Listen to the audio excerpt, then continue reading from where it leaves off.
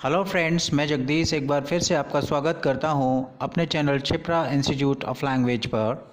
Dear friends, मेरा last video lecture conversation techniques पर था, जिसमें मैंने आपको एक कन्वर्सेशन दी थी और कन्वर्सेशन के लास्ट में मैंने वो सारे पॉइंट्स आपको समझाए थे जो आउटस्टैंडिंग पॉइंट्स है, जो बहुत इंपॉर्टेंट पॉइंट्स है उस कन्वर्सेशन में। ये उसी वीडियो का सेकेंड पार्ट है। इस कन्वर्सेशन में भी आप बहुत सारे पॉइंट सीखेंगे जो आपके लिए बहुत यूज़फुल होंगे। इन पॉइंट्स को मैं कन्वर्सेशन के लास्ट में एक्सप्लेन करूंगा और उन्हें समझाने के लिए बहुत सारे एग्जांपल्स भी दूंगा, जिससे आपको सारी चीज़ें बहुत आसानी से क्लियर हो जाएंगी। फ्रेंड्स, मैं आपको एडवाइस करूंगा कि आप मेरे पिछले वीडियोस भी देखें। ये सारे वीडियोस बहुत इंपॉर्टेंट हैं। इन वीडियोस से आपको बहुत कुछ सीखने को मिलता है। तो चलिए, without wasting any time, let's get started. माफ़ कीजिए या सुनिए। एक्सक्यूज़ मी, जी मैं आपकी क्या सेवा कर सकता हूँ? Yes, what can I do for you? Sir, मेरा बिजली का बिल मेरी उम्मीद से अधिक है। मैं इस संबंध में किससे संपर्क करूं? या मुझे इस संबंध में किससे संपर्क करना चाहिए? Sir, my electricity bill is more than my expectation. Home should eye contact in this connection? मेरे विचार से ऑफिस सुपरिंटेंडेंट इस मामले में आपकी मदद कर सकते हैं। I think office superintendent can help you in this connection. Sir, मेरा बिजली का बिल जितना होना चाहिए उससे अधिक है। Sir, my electricity bill is more than it should be. मैं क्या करूं? What should I do? आपका मीटर ख़राब हो सकता है या आपके मीटर में खराबी हो सकती है। अपने मीटर को चेक करवाने के लिए एक एप्लीकेशन लिखिए और इसकी फ़ीस के रूप में 150 रुपये जमा कर दीजिए। अगर आपका मीटर ख़राब पाया जाता है तो आपको एक नया मीटर जारी कर दिया जाएगा। Your meter might be defective. Write an application to get your meter checked and deposit ₹150 as its fee. If your meter is found faulty, a new meter will be issued to you. मैं bill अभी pay करूं या बाद में? Should I pay the bill now or later? जैसी आपकी मर्जी, as you wish. आपका बहुत धन्यवाद। Thanks a lot. आपका स्वागत है। You are welcome. इस कन्वर्सेशन के लास्ट में हम वो सारे पॉइंट डिस्कस करेंगे जो इस कन्वर्सेशन में दिए गए हैं। चलिए शुरू करते हैं। एक एक्सप्रेशन है एक्सक्यूज़ मी। एक्सक्यूज़ मी का इस्तेमाल किया जाता है किसी का ध्यान अपनी ओर खींचने के लिए, अर्थात आप उनको डिस्टर्ब कर रहे हैं या उनका ध्यान खींच रहे हैं, इसलिए आप उनसे क्षमा मांग रहे हैं। मान लीजिए दो व्यक्ति बात कर रहे हैं और आपको वहाँ से गुजरना है, तो आप उनसे कहेंगे एक्सक्यूज़ मी, तो वो समझ जाएंगे कि आप रास्ता मांग रहे हैं। अगर दो व्यक्ति बात कर रहे हैं और आप उनसे कुछ पूछना चाहते हैं तो उनका ध्यान आकर्षित करने के लिए आप कहेंगे एक्सक्यूज़ मी।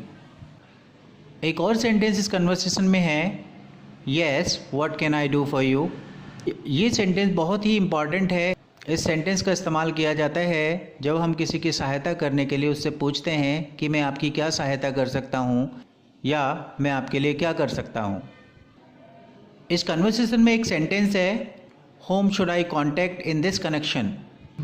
इस सेंटेंस की हिंदी है, मैं इस संबंध में किससे संपर्क करूँ, या मुझे इस संबंध में किससे संपर्क करना चाहिए। ऐसे सेंटेंसेस में WH फैमिली के वर्ड के बाद शुड का इस्तेमाल होता है और वर्ब की फर्स्ट फॉर्म का इस्तेमाल होता है। चलिए कुछ और सेंटेंसेस देख लेते हैं। मैं किससे मिलूं? Whom should I meet. मैं किससे बात करूं? Whom should I talk to. मैं कहाँ जाऊं? Where should I go. मैं ऐसा क्यों करूं? Why should I do this. मैं तुम्हारी मदद क्यों करूं? Why should I help you.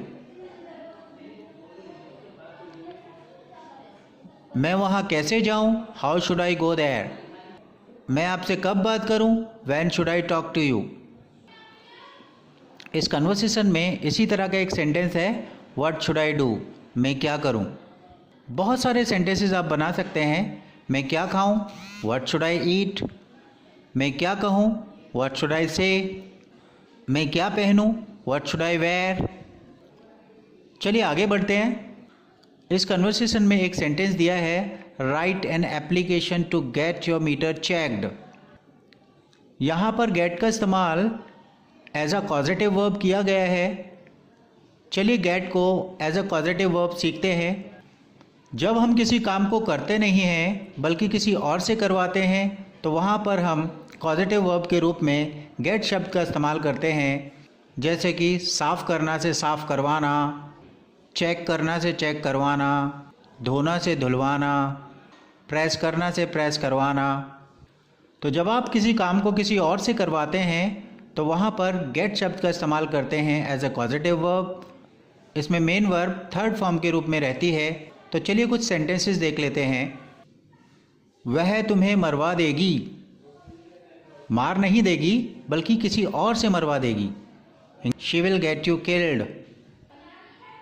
मैं तुम्हारा कमरा साफ करवा रहा हूँ, कर नहीं रहा हूँ बल्कि किसी और से करवा रहा हूँ।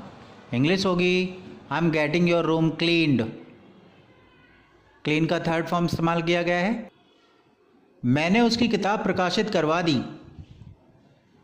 पास्ट का सेंटेंस है, गेट का सेकंड फॉर्म गॉट हो जाएगा, लेकिन गॉट के बाद आने वाला वर्ब थर्ड फॉर्म होगा क्योंकि पॉजिटिव वर्ब है गेट यहाँ पर। इंग्लिश होगी I got his book published.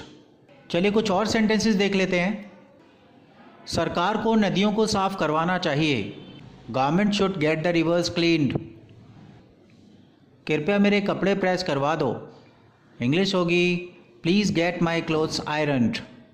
हम अपने मकान की मरम्मत करवा रहे हैं। We are getting our house repaired.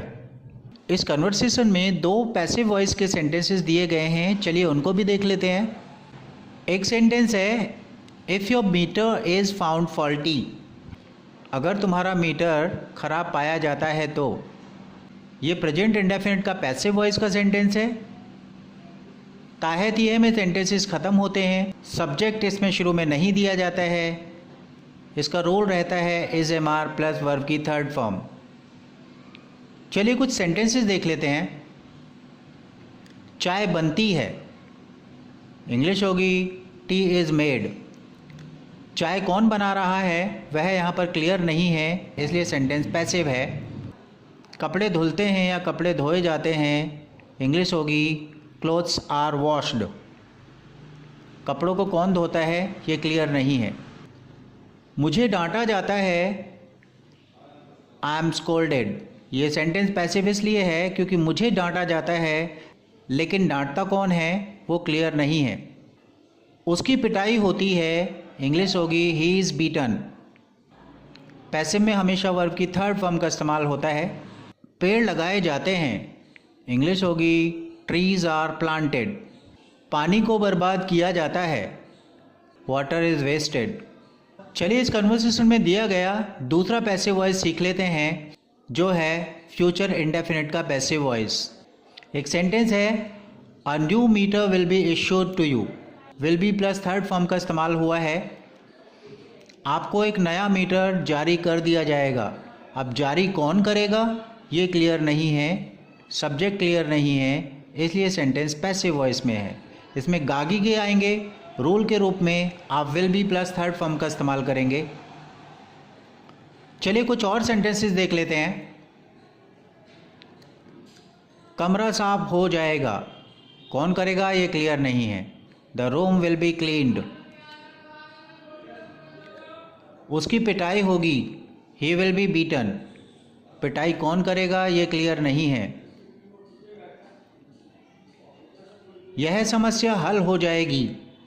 English होगी this problem will be solved. तुम्हारे कपड़े प्रेस हो जाएंगे। Your clothes will be ironed. उसे फांसी होगी। He will be hanged. इस कन्वर्सेशन में एक सेंटेंस है as you wish. As you wish means जैसी आपकी मर्जी। इसके स्थान पर आप एज यू प्लीज़ का इस्तेमाल भी कर सकते हैं। इस कन्वर्सेशन में एक एक्सप्रेशन है थैंक्स अ लॉट। बहुत बहुत धन्यवाद। आप धन्यवाद देने के लिए बहुत सारे एक्सप्रेशंस का इस्तेमाल कर सकते हैं, जैसे कि thanks a million, thank you very much, I thank you from the bottom of my heart. इस कन्वर्सेशन में थैंक्स अ लॉट के जवाब में एक एक्सप्रेशन यूज़ किया गया है you are welcome. You are welcome के स्थान पर आप कुछ और एक्सप्रेशंस का भी इस्तेमाल कर सकते हैं, जैसे कि my pleasure, no mention, mention not. उम्मीद करता हूँ कि आपको आज का वीडियो लेक्चर पसंद आया होगा। अगर आपको हमारे वीडियोस पसंद आते हैं तो हमारे चैनल को सब्सक्राइब कर लीजिए। Thanks for watching. I'll meet you in my next video lecture. Till then, take a very good care of yourself. Bye bye.